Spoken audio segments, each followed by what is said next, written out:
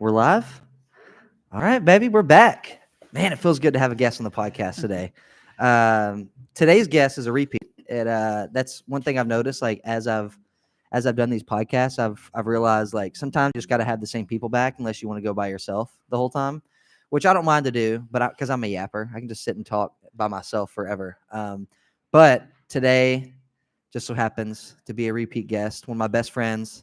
Cue the camera, Surge, Mr. Taylor McMillen. Thank you. Thank you. He's back, baby. He's Hey. back. It's so funny. Like last time we did this, so some context. I rebranded the podcast from the MoveWell podcast. I guess it was like October or November of 23, and this is episode number 28. So it's been almost 30 episodes of doing it. And my first episode with the rebrand from the MoveWell podcast to Adapt and Achieve was with Mark Joe, and Mark Joe won the Hot Rod Ultra last year, which is the ultra marathon that we put on. And he's the one that kind of pushed me like, yeah, you should rebrand it. You should rename it, but still keep it associated with MoveWell. So it's Adapt and Achieve, brought to you by MoveWell. And it's pretty much due to Mark Joe. But T2 is what I call him. So if you hear me say T2, Taylor T2 was one of the first 5 guests. He was actually, I have it written down here, episode number 5 on the podcast. And when we recorded the first time, we weren't live streaming yet. And I took all of my equipment, all the podcast equipment, and drove it 30 minutes to Cave City to his house. And I hooked it up to his dining room table and we recorded there. And I told him, I was like, today is going to be a lot more candid and we can't edit it because we're live on YouTube. Right. So it's cool to see, honestly, like it's probably for you too, like seeing where it was and now. So I'm excited. And glad that you came back. And about time. Yeah, I can't edit. I had to cut so much of his audio last time. No, I'm joking. But yeah, I'm excited for some candid conversation. These live streams are so much more fun. Even if we don't have like a ton of like live interaction, I've got it pulled up over here. It's still just a lot of fun to be genuine and be authentic and be candid. So I'm excited to bring T2 back on the podcast today. But people met you last time and they listened to your episode, and actually, I don't even know if you know this, but your episode of all 28 is the 3rd most listened to. It has, I looked earlier, it has like 110 listens just on the audio platforms. Yeah. And obviously, since we started doing like YouTube, we get a little bit more there and with audio. But leading the charge is Allie Lumpkin. Of course. The deserved. Yeah, head WKU cheer coach. And then Mark Joe is 2nd, and then you're 3rd. So not a bad. I don't like coming in 3rd or 2nd. I'm usually a first. But to them, not a bad spot. No, not a bad spot to be in.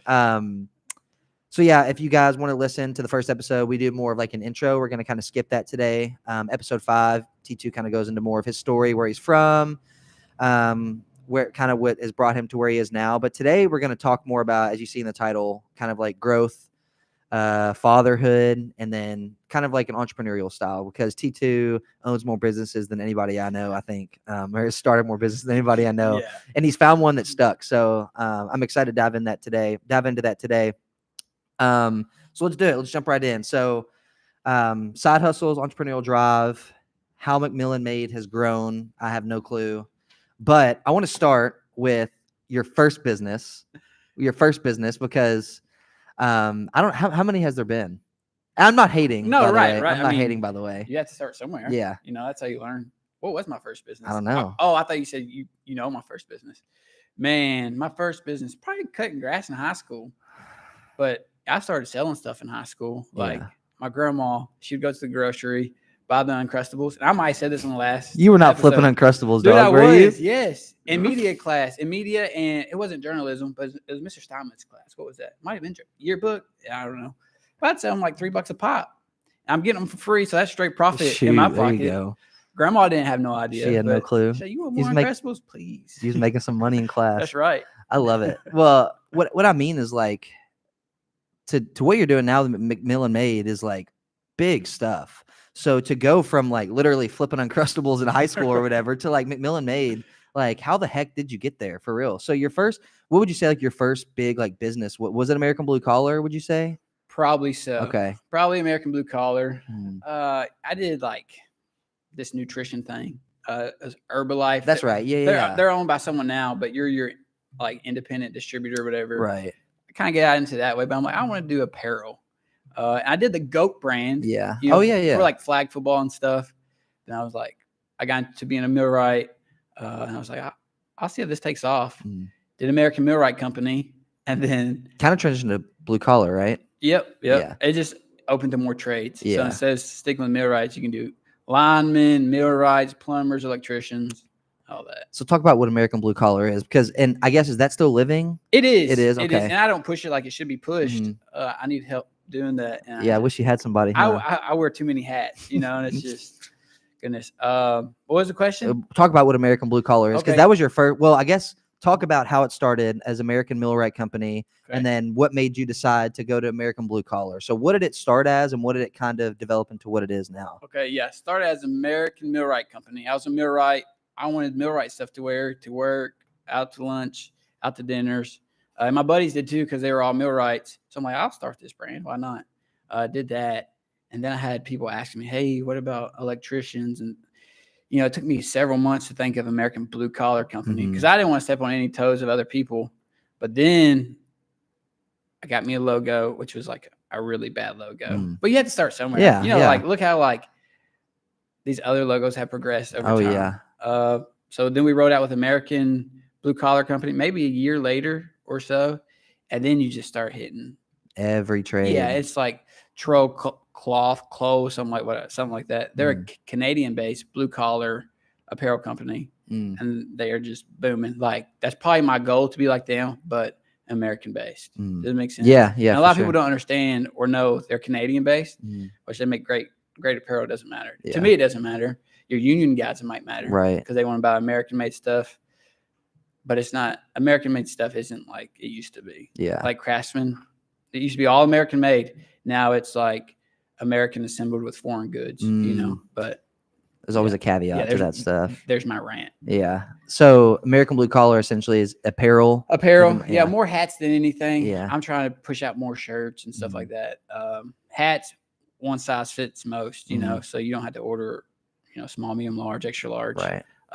But yeah, American-bluecollar.com. We have shirts in all sizes, hats.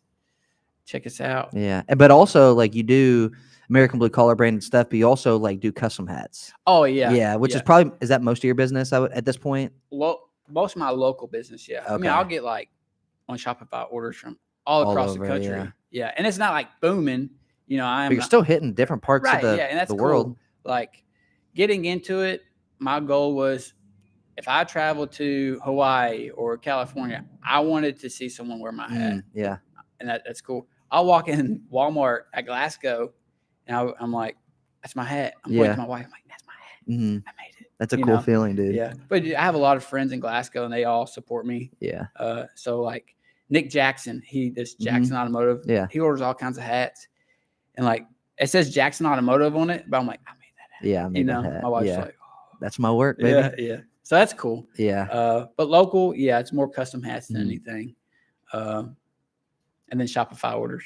Yeah. So what, because I mean, I feel like from my perspective, like McMillen Made Contracting is your primary source of revenue from a business standpoint. Right. Correct. Yep. And so it's exactly what it sounds like, contracting. Yep. And I feel like what it started as and what it is now is just like exploded, right? Yeah. So, I was a journeyman millwright, and I still am because I hold my card.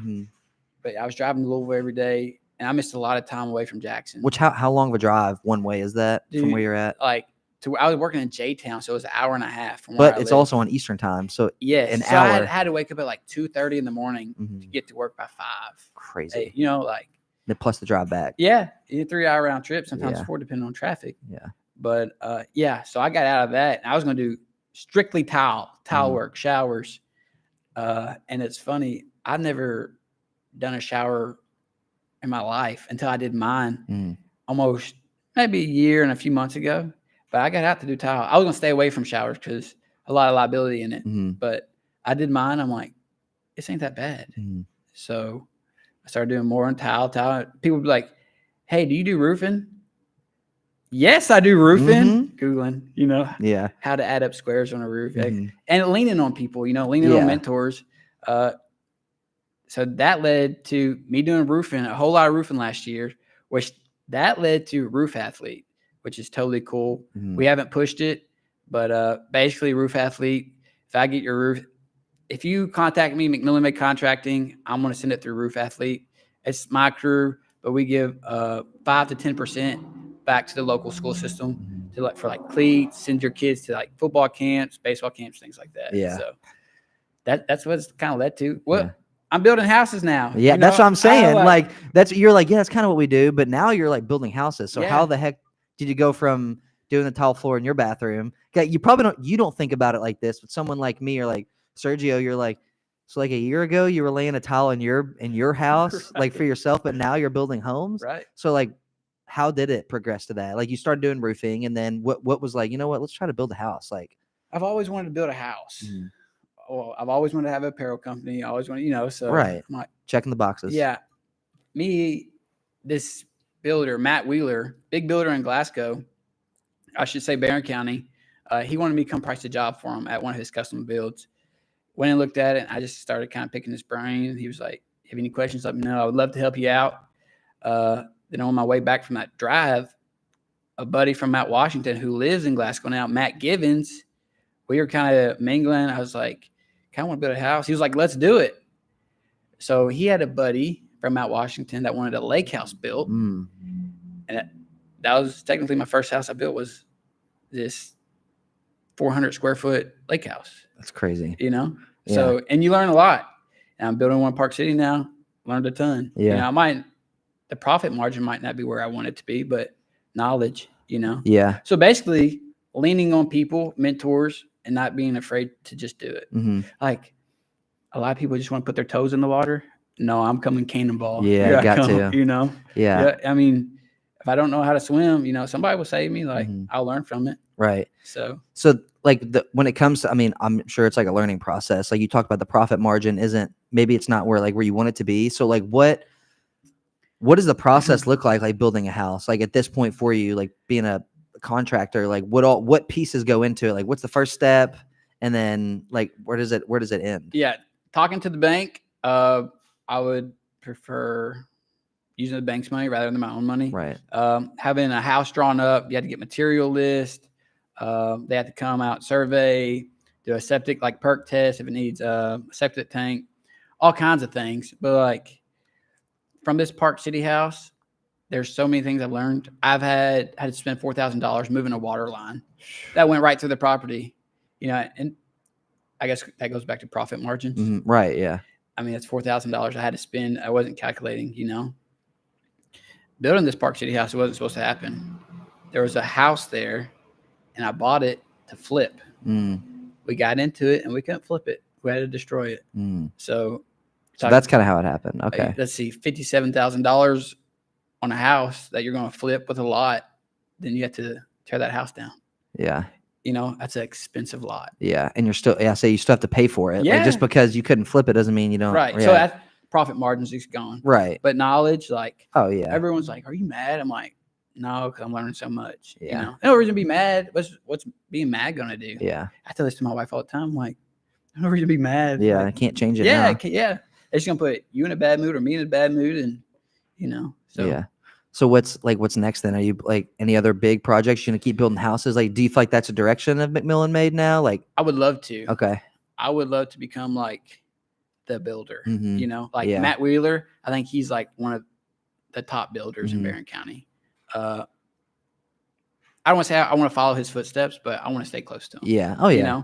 But yeah. Hey, can you build my house? I would love to build your house. Get 2 or 3 going every few months. Yeah. That's awesome. Be that guy who has their sign in all the lots in the neighborhood in the subdivision. That's how it is at our house. There's a guy, I don't even know, never met the guy. I know his name is Brad Nee because he's a builder in our neighborhood where my wife and I live. It's you go down to the new part, the new build parts of the subdivision. It's Brad Nee Builders, Brad Nee Home Builder, Brad Nee Builder, whatever. It's all over. Yeah. So that's next. It's going to say McMillen Made Builders Contracting. Exactly. That's awesome. So that's kind of where you want it to go. I think so. Yeah. I mean, you might ask me next week. It might be something different, What's the hardest part of is it the resources? Is it the finances? Finding the people? What's the hardest part about trying to do it? Keeping it all in sync. Having everything lined up. If you have a hiccup, just lining out that hiccup and continue going. Yeah. It's probably the hardest thing. Being able to fire one of your subcontractors or you can't get business and friendship mixed up. I tell everybody that. Like one of my good buddies, you know, I'm not going to name his name. Yeah. But I chewed his out. You know what I'm saying? But Yeah. I told him, I said, friends were good, but business, this ain't right, you know? Yeah. But yeah, just there's a lot to it. There's a lot to it. Staying organized. Yeah. That's probably a big thing. Yeah. Well, I think an example of this is on the way out to our house. There's a house that just sold like right before you get to our neighborhood, and I guess when they were selling the house, like I guess the lot was bigger than I realized because like the home was on the corner, but then there was like a massive open space to the if you're facing the house to the right, and then on the back of the lot before the next home, and it was kind of like a I'm trying to think of the name. It was like a small like stone wall. Like a knee wall? Yeah, like they kind of separated between the next home. And the family that bought this house that was for sale, like within a month, they broke ground on like the lot beside them, built a home there, and the open spot behind them that was all on the same lot and built a home there. Wow. And so like each day I drive by like the framing's up and then they have the siding's up on the house and they have the roof on. I'm like, and you see it all happening every single day. Clockwork. And then, and so, but what I do feel like is, and this is probably because they're working on like, I don't know, maybe electric and other stuff, but like the garage door has not been in. And is that like the last thing? Dude, I'm waiting for it too. Okay. I'm waiting. Maybe for that's Park it. City. I'm waiting for the garage door to be put in. Yeah. So, I mean, it's interesting to like, and one, how fast they get the work done. Yeah. Like, I mean, they'll have like all the framing done in a day, it seemed like. Yeah. Them boys are quick. Yeah. And like, I have a good Amish crew. Mm-hmm. Young Amish crew, Daniel, his two brothers, and another boy. Young. Get after it. Daniel's the oldest one, and he's 21. That's crazy. And they knock them out. That's crazy. Stay booked. So how do you like whenever you like book your crew for like for roof and for whatever job it is they're doing? Like, how do you determine what you pay them? Like, do they have a rate? Do you factor it into like so I'm assuming you factor all that in, the cost of the home, like their rates. Right. Well, so like custom homes a little different. Like if you hired me to build your house, some do per square foot. Like I'll charge you $200 a square foot. Me, I just do a cost plus. So whatever the materials cost and labor cost, I get my pay from adding 10 to 15% on top of that. Okay. It's just a builder's fee. Yeah. Okay. I wondered how that worked. So like you decide how much you cover your workers, right? Cover materials, give them the price plus 10% of the home, and then you factor all that in. That's what they owe. Yeah. So like to break it down pretty easy, you're building a house, right? You asked me to build it for you. This is what you want. I'll get the plans, get a material list, get everybody's bids in. This is how much it's going to be: plumbing, HVAC, electrical. Say it costs, just throwing numbers out, $225,000 for everything. Okay. I'm throwing on 10% on top of that 225. And so that's where I get my cut. Yeah. Okay. Yeah. That's interesting. But like with my roofing crew, you know, we've been together, you know, for a little over a year. If I give them multiple roofs, I get a better rate. Same with my Amish builders. You know, if I get them multiple builds back to back, they'll come down a little bit. Not much. Yeah. But you know, feeding them work, you know, feeding everybody work. So you can build homes for a better price. That's right. You know? Profit margin. Yeah. So is that probably, would you say, like, out of all the areas like where you need to improve or where you're still learning, is the heaviest like trying to determine like how to get the best profit margin or like how to speed the process up? Like what's the biggest hiccup, I guess, right now? How do I say this? I thought about this while you were talking. My biggest struggle right now is making the house just to sell. I'm trying to do a spec house in Park City like I'm living in it. Okay. All these, you know, fancy interior designs, whatever, like there's 2-color siding. It don't need any of that. That's what I struggle with. Okay. And I have to keep telling myself, hey, I'm not living here. But it goes back to the point, like, someone else is going to be living here. I don't want to leave them with. Yeah, you want a quality home. Right. And like spec houses, they're quality homes, but I guess I'm trying to be like the next tier. Yeah. Like I tell everybody it's a spec house, but it's a really nice spec house. You know? Yeah. So it's like, I mean, a lot of times whenever we talk about, I was just having this conversation earlier, like you talk about, like in our neighborhood, it's a lot of cookie cutter homes, which I assume is that a spec house, like homes that all are very similar in build. Yep. So pretty much our entire neighborhood is spec houses. And so I always think about like, oh, it's so easy. They just throw up like cookie cutter homes, blah, blah, blah. And then you come across somebody like you and you're like, you're pretty particular when it comes to stuff that's something that's yours, like your house, you want something done a certain way. So do you find like so you're saying you struggle to separate like, okay, this is a spec house. This is how we're going to do these homes. Yes. But then when you go in, you're like, well, would this look better? Like you spend too much time on that stuff. Yeah. Way too much time. Yeah. I try to get my wife's opinion. She'll give it to me. And I'm like, I don't like it. I'll take my Right. You know? Yeah. And I don't think there is another house like this. It's a spec house, but I don't think I'll build this spec house again. Exact same. Because that's a really, really nice spec house, you know?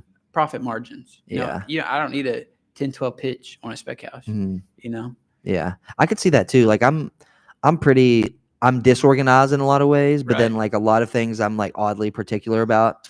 Like right now we're doing some stuff in our house. Like we just painted our walls, so we had all of our furniture like pushed to the middle of the room. And like the first night we were painting, we had just like taped and like trimmed and like painted the trim, and I had to move everything back. I was like, I cannot focus. I feel like I'm not even in my own home, so I moved everything back, and the next morning I had to move it all back again. Right. But it's just like, I don't know, like I'm so particular about stuff. So I could see myself being like the same way when building houses. Well, that's like so interesting. It's cool to like talk it out loud too, I'm sure. Yeah, it is. And like I have one employee, like one full-time guy with me. Oh, okay. And like I don't want a whole crew. You know what I'm saying? Like that's on payroll. Yeah. Then you feel that pressure even more, I'm sure. You're stressing about taking care of them so they can take care of their family. Yeah. But yeah, I really don't get to talk to a lot of people. I'll call my brother or Madison, but like, yeah, it's weird when you go to work for yourself. You don't have coworkers to talk to, so it's cool talking out loud here. Yeah, that's cool, dude. Like, and I mean, I will say, like, I think I've used this analogy like a lot on this podcast, but I think a lot of people love the idea of like doing stuff like that. Like, I was talking to a guy today, and he was like, "Yeah, I eventually want to get into like real estate, man. You know, eventually I want to do this and that, you know, in a couple of years." But it's like, will he ever? Probably not. Right. I've said it too. Right. Will I ever? Maybe not. Yeah. But it's like, I like, you've always been somebody that you're like, I like the idea of it. I'm just going to do it, you know? And that's the difference is, and this is the analogy I was getting to, but like, I saw this, it looked like a newspaper cartoon you would see, like, you know, like when you look at the newspaper as a kid or something. As a kid, you know, we're so old. But you like, look at a newspaper, it's like cartoons or whatever. And it was like a little cartoon, and it was a guy set up at a table right here, and he had a line of people. And there was a guy set up at a table right here, and there was one person, and his sign on the table said, "Get in line here." Or the table with the long line said, "Get in line here if you're ready to be successful." Right. And then the other one had one person in line, or like nobody, and it said, "Get in line here if you're ready to do what it takes to be successful." Yeah, right. You know, and that's so true. I mean, there's a lot of stuff that I love the idea of, and I'm like, well, I make all these excuses, and some of them might be like valid. You know, the excuses we have, like, it's probably not the right time for my family or financially, whatever.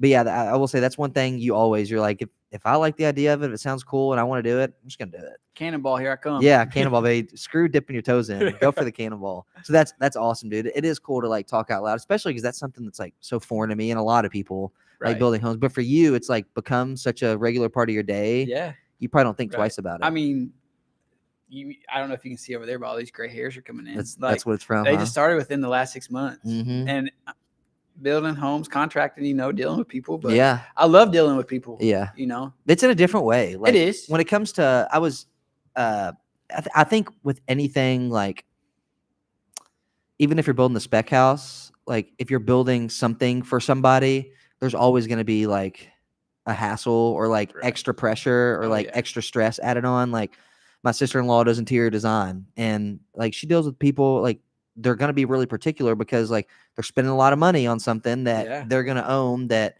they're kind of putting in the trust of other people. So I'm sure like even though you have a house built and somebody wants it, they may have something to say about it, even though like it was already done that way before they even bought it, you know? And so I can imagine. And we always make the joke here that like at Movewell, like, Kevin always says he has like a gray patch in his beard. He was like, I didn't have this gray patch in my beard 2 years ago. And then he says like when Sergio started, Sergio had hair, and like now he's like shaving his head or whatever. And I'm like, man, I'm kind of scared like to see because I have a good head of hair right now. You do, like, but you called me out at church a couple of weeks ago. I said I had some gray in my eyebrows. Oh yeah. So I gotta make sure I take care. I was trying to make myself feel better. Oh, okay. For the gray I do, dude. I'm starting to get like gray in my eyebrows and like a little bit like on my beard right here. You know, I'm getting some white and gray hairs. It happens quick, dude. Man, the late 20s just freaking hit you hard. But next thing I want to dive into, man, and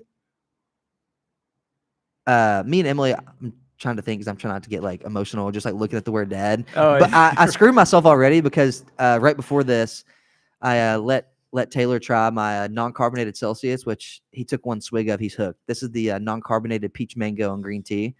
And so I was like, "There's a gas station up the road, and let's go find you one."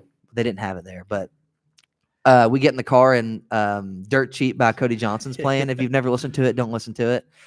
But it is like, oh god, dude, that song just like rips your freaking heart out. And the music video just dropped, and I watched it today, which was a mistake, and I was by myself in the front, thankfully. But jumping into like the fatherhood aspect of our lives, but before we get to that, like talking about how much we've changed since we've known each other to now, like it is crazy because we met when I guess it was 2014, like coming into my freshman year at Western at Western Kentucky University. Taylor was on the cheer team already, and I guess you would have been like a sophomore, junior, maybe sophomore, something like that. Yeah. And so we met like at tryouts that year, and we've known each other since then. I guess over the course of that year, we just got really close, and we've been so tight since then. And obviously, that was 2015. What year was what Jackson was born? Your first son? 2020. 2020. So like 2014 to 2020, like that's a long time. So like who we were then to now is like totally different. So like just talking about how we've changed and like how becoming dads has changed and shaped us.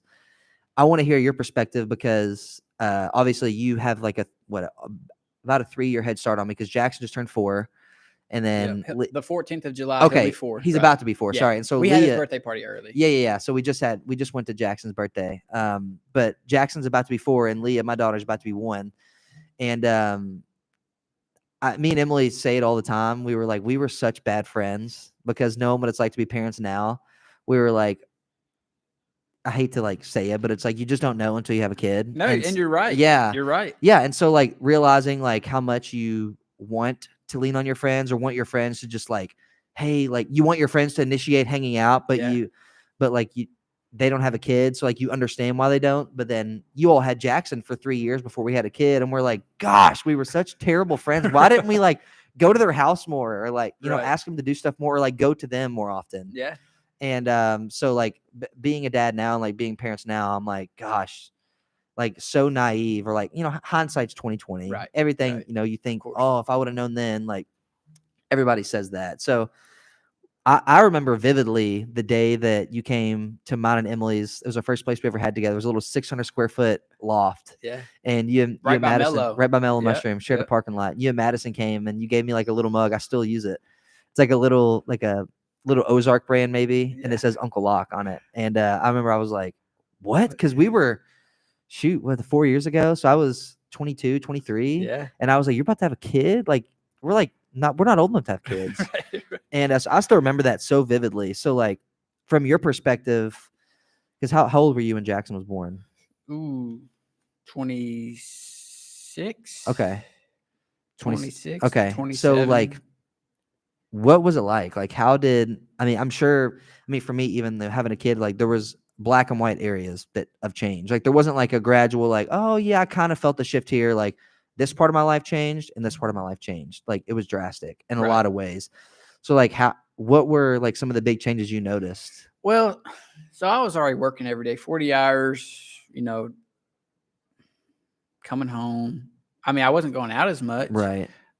When Jackson was born, it's just, I think a lot of people thought I wasn't going to be a great dad. They thought I was going to be wild. They thought I was going to be T2, wild and partying and drinking. And I don't even like drinking, you know? Nasty. You don't have the time. We don't have the time for it anymore, man. Like, you know, we just got back from vacation and I drank Miami Vices. Anytime we went out to like a restaurant, Miami Vice. But, you know, my in-laws and stuff, everyone's drinking beer or like whatever seltzer they wanted.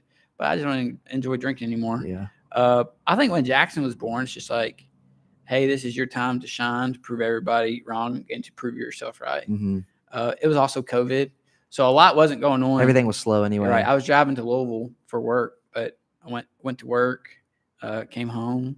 We don't have family in Barron County. So we'd make sure Jackson would get to child care or back. And me and Madison really just leaned on each other. Yeah.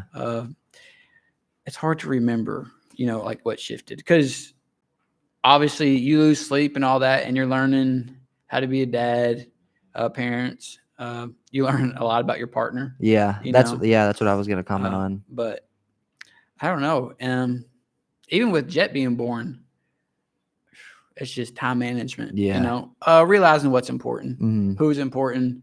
I don't want to say you find out who your friends are when you have a kid, but Yeah. and you and Emily Yeah. aren't. Thanks, man. No, Thanks for that dagger. right. You find out your friends are definitely not you and Emily. Right. So, no. You just find out like who's part of the village that's willing to help. You know what I'm saying? Like, imagine a few of the people you all lean on. Just imagine them not being there. It takes a village. Right. That's what they say. Yeah. So it does. Yeah. Really, just depending on people, certain people that we have around us. Mm-hmm.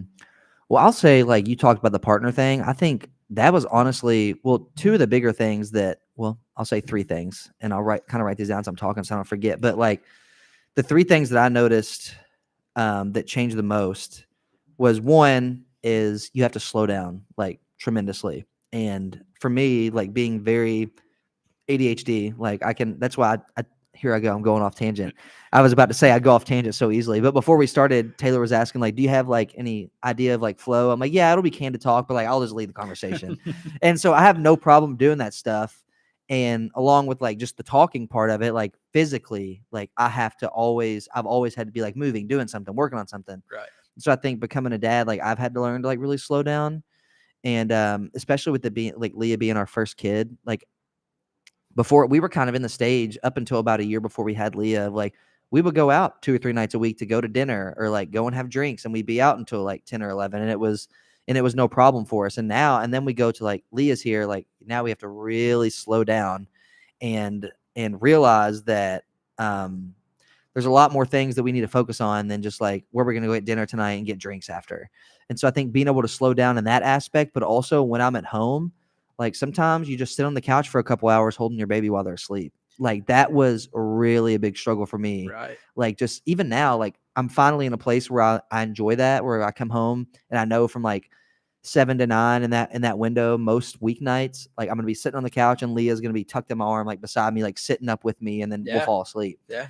And like I adore that time of my day now, but in the beginning that was like so hard. Do you like, I know you kind of were already in the stage of like you're working 40 hours a week, your full-time job, and I was too, but do you feel like you had to like change up at all, like in terms of slowing down, or were you already in that like spot? My schedule at night was really on Jackson's schedule. Like there's no staying up late. Yeah. We would try to put Jackson down in his crib, and then we'd watch Yellowstone. Okay. But the older Jackson got, the later he stayed up until we went to bed. So I go to bed when Jackson goes to bed now. So, and I typically hope it's about 8:30. So we're at about 9:45 right now, 10 o'clock. I don't stay up late anymore. Yeah. If I do, it's to do hats or some kind of business work. Yeah, man, I don't know.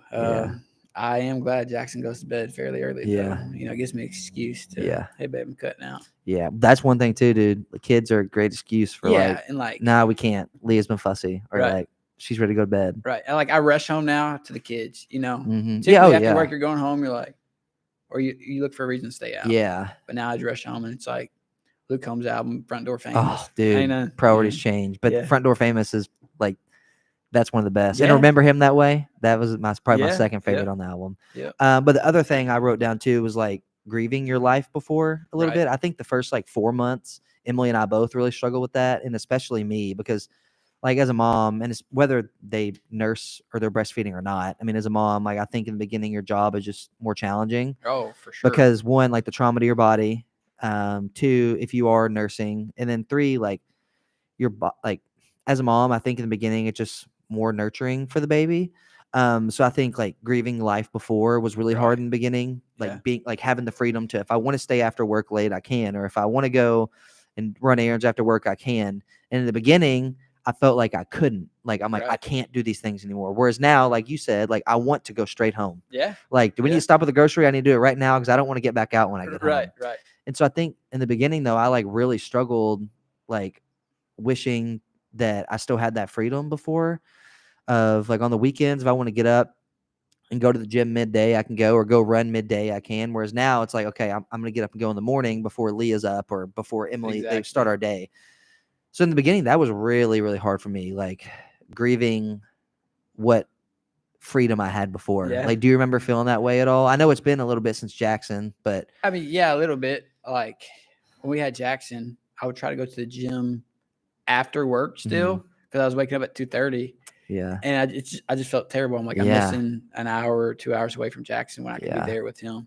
But now, if I have to go to Lowe's or something, and Jackson's home, come on, Jackson. Oh, you're yeah, going take him with you, dude. just so I don't feel as guilty.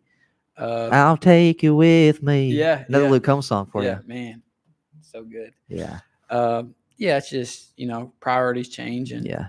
I think the longer you're a dad, you find a way to incorporate them into your life. That's what I was about to ask too. Like, as Jackson's gotten older, like almost being 4, like he pretty much does everything with you now, right? Yeah. Like, how's that changed? He does a lot of it. Madison's a trooper. Like, if I'm in a rush and have to go get something real quick, come back, she'll keep them. Yeah. But yeah, me and Jackson, we try to do almost everything together. Madison has Jet most of the time. Recently, Jet's grown like the last 3 weeks. He's like an adult now. Crazy, like dude. Yeah. But since we had Jet back last June, she's been with him and Jackson been with me. Kind of off subject, but we had Jet's birthday and Jackson's birthday party together. Jet was born the 23rd of June, and I struggled sleeping the night. Here he goes. Here he goes. Anyways, it's not even emotional. You know what I'm saying? Yeah. I struggled sleeping because I didn't.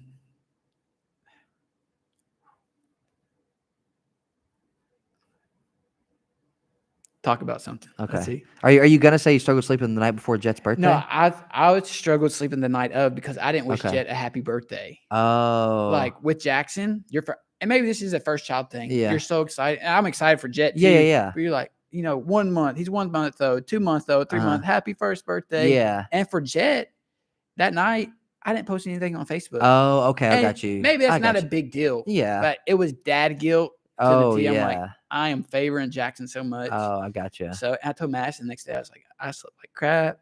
She's like, why? And I told her, she's like, well, it's okay. But then I made a post about Jet to make me feel better. Like that just like, I mean, I think you feeling that way and like getting emotional over it like shows. You know what I mean? Like, and one thing that I've learned and I've told like my friend, my friend Andrew and his wife Brooke, just their daughter just turned a month old. And in the beginning, he was kind of like talking to me. I'm like, this feels cool. Like, have people text me about being a parent. Yeah. And I told him, I was like, dude, it's going to be hard. If you're a good parent, it's going to be hard. You know? And so, like, I think part of, like, it being hard is, like, them being up late at night and you being up with them. But part of it is also, like, feeling the guilt of, like today I texted Emily in the middle of the day. I was like, I'm missing Leah so much. And I'm like, I'm feeling guilty because I'm not with her or whatever. Right. But I'm like, it's because I'm a good dad. Like I miss her and I feel the guilt because I'm a good parent. Right. And so I think that's testament to it too. Is like, oh my gosh, I didn't post on Facebook. And like, not that anybody's like, can you believe Taylor didn't post about Jet's first birthday? Exactly. You know what I mean? Exactly. And like you guys are so busy doing stuff with the boys and like, I mean, I'm going from 1 to 2, which I want to talk about in only a minute too. I'm sure that transition was different too. So yes, but the last thing I want to add about like becoming a parent that, honestly, I really feel like for the most part was really smooth for Emily and I was like figuring out your partner and learning how to be a partner in a different way. And I say it was smooth. We still had really hard conversations, but I think it was smooth because we have good communication. Right. Like Emily is very versed in the mental health field, obviously, and like just communicating with people. So I think like our communication is so good that we were able to have hard conversations when they were needed and before they built up. Right. But I think that was one thing that I had to figure out was like how to be a partner in a new way. And that was kind of challenging is like, I'm a dad, but I also am like a husband to Emily still. Yeah. And it's going to look different in the way as I support her. Mm-hmm. And the first couple of months, and I remember vividly actually the first couple of days Leah was here. If you're a mom that breastfeeds, like your milk has to come in, especially, I don't know how it is when you have like after your first kid, like it takes sometimes like up to 2 weeks. Like it took Emily 2 weeks for her milk to fully come in. Right. And so the doctors, of course, they're on you. They make you feel like they need to gain weight, whatever. And so they're like trying to get you to nurse, like nurse the baby, then you pump for 30 minutes, and then you syringe feed them, whatever. And I remember the first couple of days, I was like, the doctors had mentioned, like, maybe, you'd give her formula to make sure she's gaining weight on top of the breast milk. I remember Emily I could tell she did not want to give her formula, and she was like hesitant. And in the beginning, I was kind of like, well, remember, we can give her formula if we need to. And I kept mentioning it. And I could tell she kept kind of shutting it down. Mm-hmm. And like in my head, I'm like, we need to give her formula. But I'm like, she doesn't want to. Like, she's the one that's providing for her right now from like a food, like nutrition standpoint. I'm like, I need to respect that. Like, she wants to do it herself and wants to avoid the formula to an extent. Obviously, if they're like, hey, she needs it, like Emily would do it. Right. But they were just suggesting, like, this is an option. And I remember that was the first time I was like, she needs to give her formula. Like, we need to give her formula. And that was the first time I was like, I need to like respect her decision, understand that like she's like, this is the first couple of days we're both learning. Right. So like, I need to let her voice her opinion as well and not push these things on her. But I think like learning to be a partner in a different way. Like the first couple of months, I'm trying to figure out, how do I support her, like give her a break, because I mean, again, it kept going back to like the breastfeeding thing. Like they're like glued to the mom. They have to be, you know? And so I'm like, like, what can I do to relieve her and give her time to herself and like support her? Like, do I just, when we lay down at night, do I just like rub her back, or, what do I do? Like words of affirmation. So like, what was your experience with that? Do you remember that? Cause I mean, obviously you and Madison, like it was, in 2020 and times were different, and y'all's relationship is different than ours, but do you remember like how that transition felt? I think when she woke up, I would try to wake up with her while she fed, and like just try to help out any way I can. Do you need this? Do you need that? She could probably tell you way better. Yeah.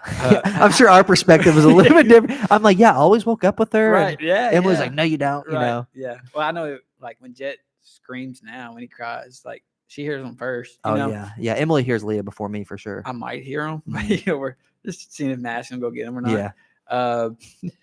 But no, I think having kids, and obviously we had Jackson, then we got married. Yeah. But especially having two, I think I'm a good husband, but I think I could be a better husband. Oh, yeah. And, I agree. I could too. Like when you have kids, you try to like put so much energy into them. I don't want to say you forget about your spouse, but like you kind of forget about, like as long as the kids are happy. But no, I think a lot of times I lack making sure Madison has what she needs from me too. I don't know if I've told her that or not, but if you're listening, that's right. If you're not listening, your fault. Yeah. Yeah. No, I that's one thing that it comes back to the talking it out loud. Like it's like crap. Sometimes like I don't realize those things till I have the conversation about it. And I'm the same way. I'm like, last night I was thinking about it. I was in the playpen with Leah. I was like, I'm gonna sit and play with Leah for a while. And I'm like, when's the last time I like sat down with Emily and like, we talk at night when we go to bed, because generally, you probably agree, that's the only time. Yeah. Some days that you really have to just like sit and only talk to them when the kids are asleep. Right. But yeah, I'm the same way. I'm like, in the beginning, I think that I was so focused on like taking Leah from her and relieving her when I could and focusing on Leah, that I was like maybe not pursuing Emily like I should have. Right. And yeah, I think sometimes now you almost get in like a rhythm of like your kid, that maybe you forget to like. Almost like kind of being roommates. Yeah. Oh, 100%. And like missing the whole dating aspect. Like, yeah. Well, I think like as Leah gets older, it'll be easier, because I mean, she's not even a year old. Like we don't really leave her with anybody at this stage, like overnight or for like long periods of time, outside of like work. Like she goes to the babysitter, and Emily's mom watches her a couple days a week too, which we're eternally grateful for them. But like date nights, I think will be important as Leah gets older. Yeah. And like maybe dedicating like once a week or something. Like Kevin, the owner here at Movewell, like him and his wife, I think they do a date night like once a week, just them. I'm like, that's something that's like on the calendar every week. And like, I know it's different for every family based on their daily schedule, but I'm like, yeah, like something that you can like lay out on a weekly basis, like to check in or like have a date night. Like I think that eventually is important. It is, and that's coming from someone that has two kids and just saying like, hey, I don't think I've been fulfilling my wife's needs. Like showing her the appreciation and everything she deserves. Yeah. I would like to get back to that dating feeling, you know what I'm saying? Instead of, hey babe, how you doing? Love you, like it becomes a routine almost sometimes. Yeah, it's just rolling off your tongue. Yeah. And like, yes, I mean I love you, but like, yes. Yeah, but like I want I want to intentionally put more intention behind it. Yes. Yeah. Yeah, Because absolutely. like you said, that's a great way to word it. Like, obviously I do love you, but like sometimes it is just become like I love you because we say it every day, and it's like you're not thinking about It's like routine. the intention behind like Yeah. I do love you, like Right. wow, And I think also like acknowledging them, like I loved Emily. I feel like I love Emily more now that she's become a mom, because I see how amazing she is with Yeah. Leah. But it's like but it's like also like I don't want her to think I only love her more because she's a good mom. Like I love her more because like we're growing together Yeah. too. So I think it's like I don't know. It's maybe we're overthinking it, but yeah, I feel like that. Yeah, finding that balance and still pursuing like your partner is Right. sometimes hard. They probably don't think any of this, Maybe Or, not. Yeah, and maybe they feel the same way about towards us, but it's Maybe. like maybe that's good. Right. Yeah. They feel like they need to do more for That's us, right. and Yeah. Do vice more. versa. Do Yeah. more. Do more. Now that I think Right. about it, I think that they could give a little bit more. Huh. 2 of them. Okay. Yeah, maybe they could give a little bit more. So going back to the transition of 1 to 2, because we talked about that a little bit, but what I haven't experienced that. So what was the transition from having Jax, because about a 3-year difference between them, right? Yeah. Yeah. So like Jack's almost 4, Jet just turned 1. So what was the transition between having just 1 kid and going to 2? Was there anything significant or no? Just trying to learn how to balance Jackson, because he's with me full time. yeah, I'm taking care of him. Madison's taking care of him too, but yeah, but she's more with Jet. more energy with Jackson for you, and still trying to show Jet attention so he knows his dad. yeah, it's important. Maybe taking Jet from Madison and letting her interact with Jackson. Kind of difficult in a sense, but easy also because Jet has to be with Madison. So I just tried taking Jackson as much as I could. Yeah. Like Lowe's trips, Rural King, things like that. Yeah, the transition wasn't terrible because the baby has to be with the mom. Yeah. So it's just especially in the beginning. Yeah. It's just knowing, hey, you're going to have a 3-year-old more than what you normally would have. Yeah. So it wasn't terrible. I mean, if you can be a dad to 1, I think you can be a dad to 2. Yeah. If you're a good parent, obviously. Right. Yeah. I wonder about that jump from 2 to 3. I've always heard like the 2 to 3 because you're like outnumbered at that point. Yeah. And, I mean, maybe not in the beginning as much, like when the newborn is like still, like just chilling. Yeah. But like as they get older, like I bet that is like, I can't imagine having 3 toddlers running around. I can't either. With like just your partner and yourself. Like you said, you're outnumbered. Yeah. Like, okay, I have Jackson now. You have Jet. What about the third? Right. We don't have in-laws or grandparents close to us. What do you do? Yeah. But people do it all the time. Oh, that's my thing, dude. Like people do it every day. If it wasn't possible, there wouldn't be millions of people doing it. Yeah. Exactly. So I wondered about that 1 to 2, but from every family that I've talked to, including you guys, about going from 1 to 2, I've heard the same thing. Like, usually dad gives a little bit more attention, or like tries to be more intentional with like the older kid, just to give mom the space to be with the newborn, because I'm sure it's going to be hard for the oldest too. Like in the beginning, they're maybe a little bit jealous or something, but so trying to like compensate for that. Yeah. Cause they don't understand. Right. They're like, why ain't mom hanging out with me? Right. Yeah. So. Especially in the beginning, I'm sure. But I feel like Jax has done really good in terms of the transition. Good big brother and good with like understanding, like Jet's with mom, whatever. Yeah. But he's done pretty good with it. Yeah. That's awesome, dude. It's so funny, like seeing, I guess whenever we came by like a year ago, Jet was just born, but like going from just having Jackson, when we come over, like we're just worrying about Jackson, playing with him, and then we're all just talking. Yeah. And now it's like, not only is it Jet, but whenever we come, we also have Leah. So it's like Jackson's running around, like playing with us, like, on foot, getting into everything. And then there's Jet and Leah, both like, infants still, right? They were worrying about them. So it's been so cool. But kind of moving on from that, like before we wrap up, we were just talking about it. That's why I'm bringing it up. But how, like, stuff outside of like work and like parenthood, like, what do you do? You know what I mean? Like, how do you find ways to still like do things you want to do? Like, I know you're big into like flag football and stuff. Like, you've always done that, and like going to nationals. So like, what do you do outside of that? Like, obviously at this point, like you pretty much take the boys everywhere with you guys. Yeah. So like, what are the type of stuff you guys get into besides like, because Jackson probably does not want to sit at home all the time. So like, what are some things? I mean, a big thing for us, and it's not huge, it's just walks. Mm-hmm. Yeah. I enjoy walks. Yeah. But like I don't work out like I used to. I don't play flag like I used to. Last flag tournament we went, I did. We took the whole family. Jed was a few months old, you know, kind of cold, but like I mentioned before, it's just trying to incorporate them into what you enjoy. Because if you enjoy it, like I enjoy hunting, I take Jackson hunting. You know, he's maybe like, good for a little bit. He's like, let's go, and then we're out there 5 minutes. He's like, well, I'm go. Yeah, I'm bored. Like, yeah, I'm like, no, it's all right. He's like, I'm going. I'm like, all right, let's go. Yeah. Again, like Luke Combs' song, like, take you with me. What is it? Hunting. Yeah, hunting by yourself. Hunting by yourself. Yeah. He needs to pay us for this podcast episode. He really does. Luke Combs, a small royalty. Some tickets. Come on now. Yeah, tickets. I don't need the money. Give me the tickets. Right. But yeah, I mean, man, to be honest, I really don't do a lot.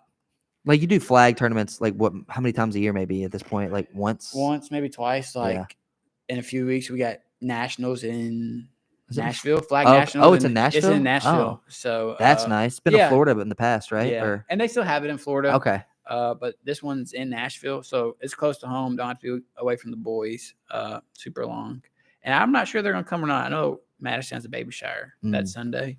But if we win Friday and Saturday, we might be playing Sunday. Yeah. But it's playing flag. It's like just getting your mind off things. Yeah. You know, talking a little crap and kind of like a little bit of your old self. Yeah, you're right. Like, you talking know, like trash, that's when T2 comes out. Oh you know, that's for sure T2. The headband goes on, the odd goes on, the gloves. Right. That's T2 right there. The mouth, you know. Yeah. Like, chirping. Yep.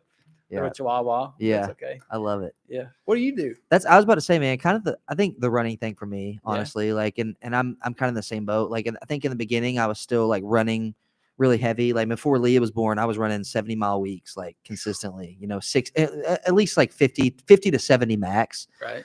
Up until Leah was born. And then once she was born, it fell to like 20. And then I started building back up to like 40, 50-mile weeks. And then I kind of got to that point, like around the 4-month mark where I was like, I need to like really just take a step back and like figure out how to be a good dad and husband, how I want to be, but also, and I mentioned to you, like be a good employee, like even here at MoveWell, like I want to be good in all these areas and then fit in my leisure activities around that, because that's just like that's what I want. Not because I'm like, okay, I need to figure out how to be a good employee and a good dad. Like I want to be a good dad and husband and be a good employee, but then also like something I'm working on is like trying to grow my faith. And so like trying to build my life around that as well, and then fit in these other areas into my life so it feels more natural. Right.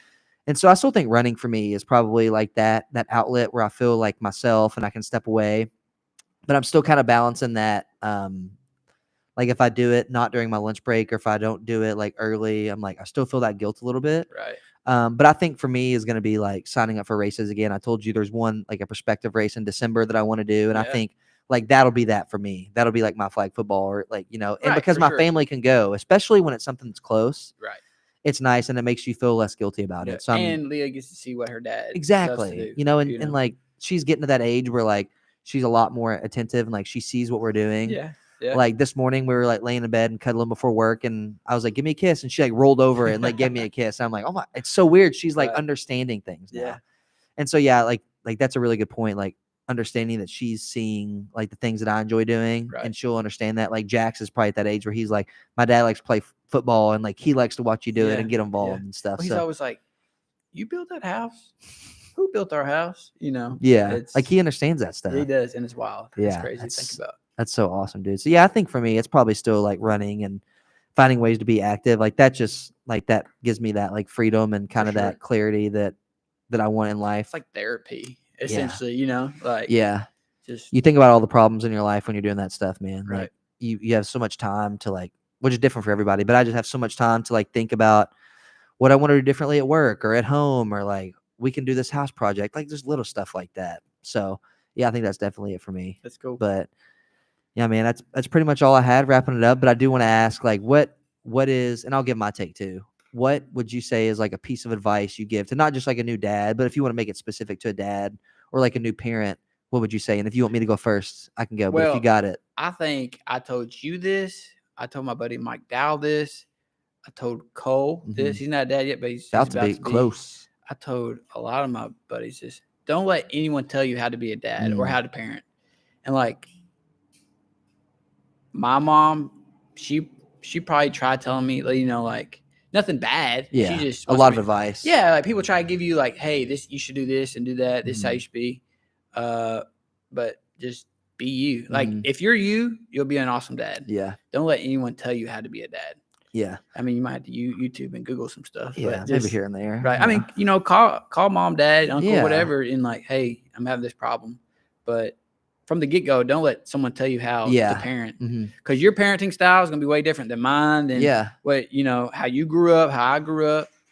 Just don't let. Yeah, I would agree with that. And I think mine's kind of similar. Like the piggyback is like one thing that Emily and I kind of decided before Leah was born, and I'm so glad we did this, is like, it's going to sound really drastic, but it's not, but like rid your expectation of the type of parent you think you have to be. And that's super similar to what you said, but like the general statement I always say is like, get rid of your expectations. Right. And what I mean by that is like, you don't have to have a bedtime routine in the beginning. You don't have to feed them at this time every single day. Like some things are going to make your life easier. Right. But don't like go and be like, oh no, my kid's not going to do this, or we're going to do it this way. Like, I think ridding your expectation is going to make your life so much better, especially in the beginning. Like when we came home the first couple of days, like some people were like, are you guys, how's the sleeping arrangements? Like, we're just kind of doing what works right now. Yeah. Like Emily's sleeping, and like, we'll maybe, she took a 3-hour nap in the bed earlier, and I had Leah, and it was like, I don't know. Like we haven't decided when we're going to do this yet. Like, ridding that expectation and just do it works for your family. Yeah. And I think that has been like the biggest blessing for us, because